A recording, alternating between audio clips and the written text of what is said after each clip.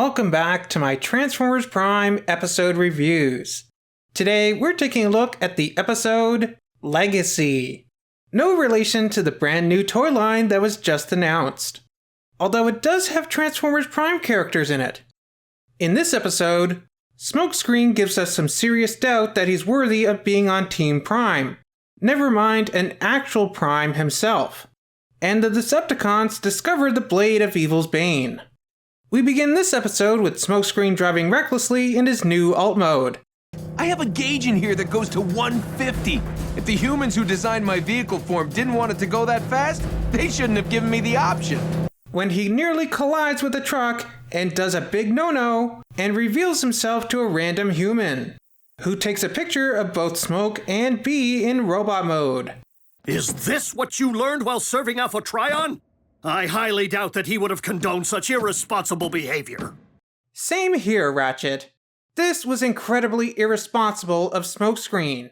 I am very disappointed in him. He was told that on this planet, they are robots in disguise, which means remaining in vehicle mode while out in public. By revealing himself, Smokescreen not only put himself at risk, but Bumblebee and the rest of the Autobots and their allies. I am seriously unimpressed by anyone who cannot follow simple orders and blatantly disregards the rules for their own ego. It does not make you look cool. It makes you look like a major bolthead. The only thing worse would be if he was actively encouraging others to do the same. Then he'd be a real piece of slag-sucking scrap, and I'd hope that he gets kicked off the team. And no, I'm not just talking about Smokescreen here. Smokescreen gets his own partner? Please, isn't having 3 humans here enough?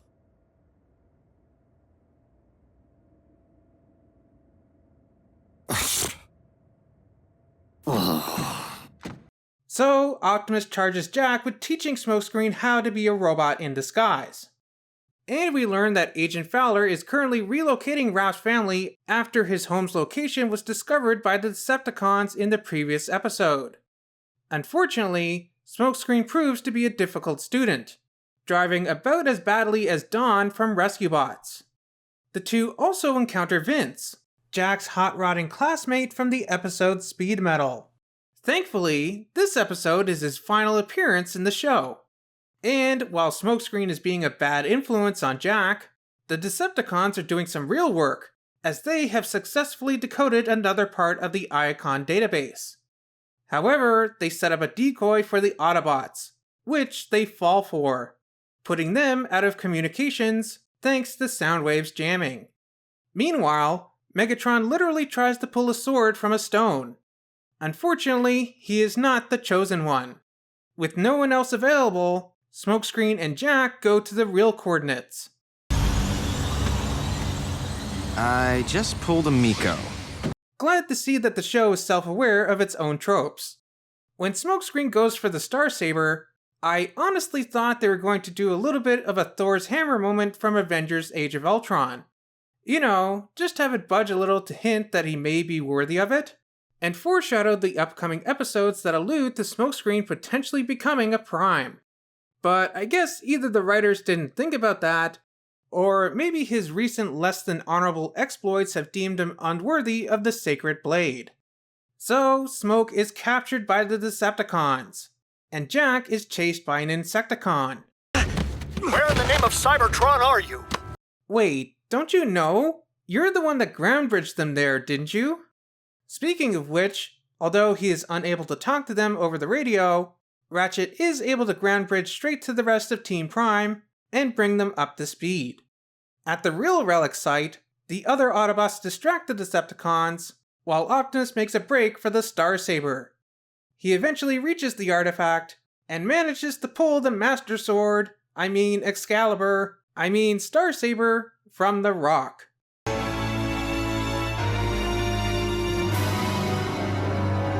I loosened it for him. And in one of the coolest moments in Transformers Prime, maybe even all of Transformers, Optimus slices a mountain, well, more like a giant boulder, in half with one swing of the Star Saber. Okay, who else's pants are wet right now? Because apparently Megatron's are. And much like the Master Sword from Zelda, the Star Saber can apparently fire energy blasts from it. It can do that? Yes, but only when you have full hearts. Back at the base, RC and Optimus lay down the law. Know what I don't believe? That after everything you've been told, you still put a human at risk. Disregard for human safety, or anyone's safety, will not be tolerated. Do you understand? You tell him, Optimus. And we end this episode with Optimus receiving a message through the Star Saber. From whom? Alpha Trion. Well, this was a pretty good episode of Transformers Prime. I didn't like Smokescreen disobeying orders. Yeah, I know he's the new guy, the young bot, and all that other stuff, but he really should know better. Especially disregarding Optimus's instructions, who only a couple episodes ago he was fanboying over. I like that in this episode, it looks like Bulkhead is back to normal, seeming to have fully recovered after the last few episodes. I loved all the stuff with the Star Saber. I like that it's basically the Transformers version of the Master Sword from Zelda. It's easily one of the most iconic weapons, not just in Prime, but in all of Transformers. I do wish that they spent a little more time explaining the lore behind it. How it was the blade of Prima, the first of the original 13. All that stuff. But I guess that's what the next episode is for. What about you? What did you think of this episode of Transformers Prime? Let me know down in the comments. Remember to like, subscribe, and do all that other fun stuff.